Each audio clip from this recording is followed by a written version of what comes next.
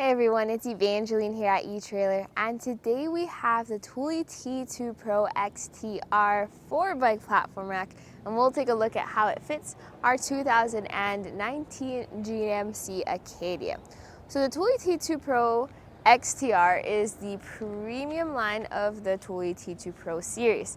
So you have things like wheels, you have the ability to add on to this. We currently have it in the 4-bike configuration, which is the T2 Pro XTR base plus the 2 bikes. The downsides to this though is it's gonna be heftier, a bit more of a hassle to use, and it takes up more space. So we're gonna talk about that, focusing here on our Acadia. Now, the very first feature I'd like to take a look at is the tilt-away feature. Most 4-bike platform racks are a huge hassle to tilt away. This one involves this handle here. I'll lift the mass out of the way. So you're going to want to pull on this handle. And fortunately for the Acadia, there is enough ground clearance that you are not going to have to worry about it hitting the ground. So pull handle, let it drop. And right there's plenty of space for you to come around the bike rack and open up the hatch. Here, I'll get out of the way real quick. So take a look at the clearance between the door, pedals, and the handlebars. You can now get into the hatch, grab whatever you need, whether it's your helmets, your waters. If you do want to switch out your shoes while you're here, you can do so, all without having to take the bikes off. So once you have 4 bikes loaded though, that is going to be a lot more weight that you are going to have to consider when tilting away. You may want a friend just supporting a little bit of that weight as it comes down, and also lifting a little bit of that weight as it goes up. Fortunately, once it's in the upright position, it clicks and you are now ready to drive. So what types of bikes can you carry with this rack? Well, it does have a total 160-pound weight capacity, which honestly isn't that much. That's about 40 pounds per bike, but you do have the opportunity of putting your heavier e-bike closer to the vehicle and then your lighter bikes out towards the back. And that way, as long as you're not over the total of 160 pounds, you're good to go. The way this holds onto the bike is you have 2 touch points. So there's your front wheel mount and your rear wheel strap. So let's talk about that front wheel mount. I have it loaded up on the bike right now. So there's 0 frame contact.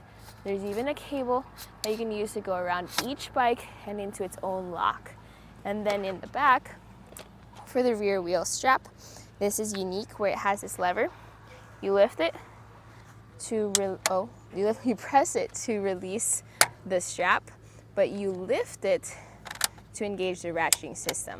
And that way you always have the sturdiest fit on that rear wheel. We're gonna take this strap out and go over to the front. When you have 4 bikes on a platform rack, taking the bikes off can be the trickiest part.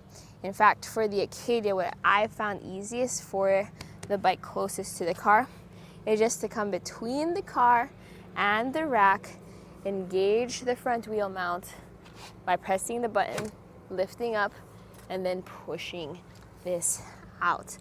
This actually gives me a good amount more space and clearance compared to having to reach around the entire rack. And when you have 4 bikes loaded, that's definitely something you're gonna have to figure out for yourself. Now this does have some adjustability for those different bikes and different tire widths. If you look over at the trace, you'll be able to see that you have different grooves on those cradles. So there's thin grooves for your road bikes, as well as wider grooves for your fat bikes. The maximum tire width this can carry is going to be up to 5 inches. And that rear cradle slides back and forth too for different wheelbases. So the maximum wheelbase for this bike rack is going to be 50.5 inches. So pretty normal, slightly more than others, but mountain bikes are getting longer and longer. So we've noticed that you may need more and more wheelbase capacity. All right, let's take some quick measurements. This takes up a lot of space behind the Acadia.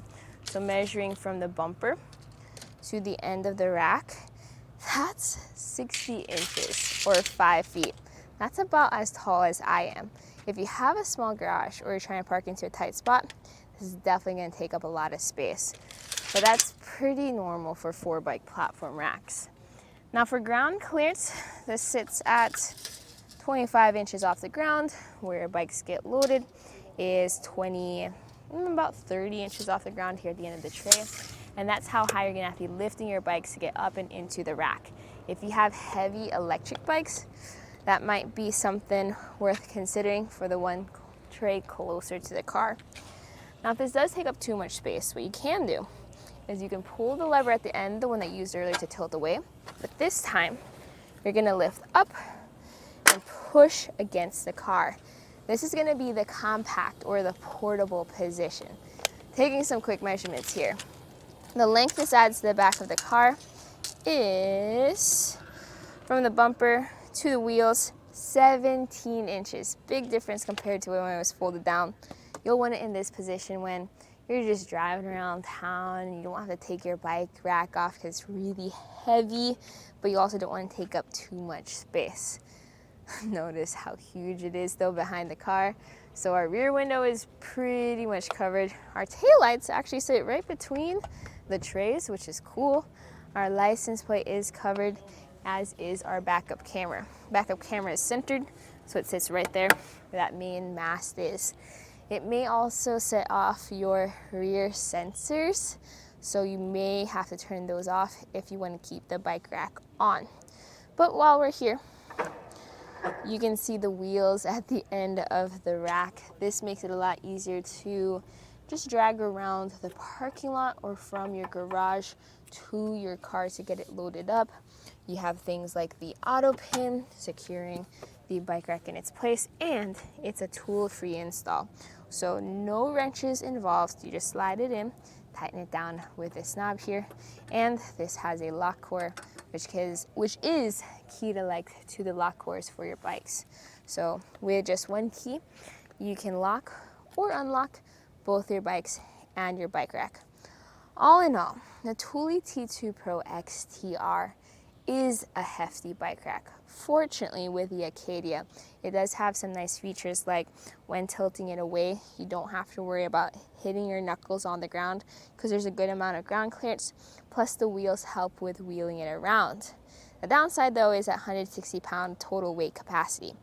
If you're looking for a compact 4-bike platform rack, I would recommend the Hollywood Rack's Destination bike rack. That one does not tilt away. It does not have frame-free contact, meaning carbon fiber frames may struggle on that rack, but it's a lot more affordable and a lot smaller. Though for the Destination 4, you cannot remove this second platform, so this one does have that versatility. So there's pros and cons to different bike racks. Definitely check them out. Hopefully this video helped you out with seeing what features you might need for you in your adventures.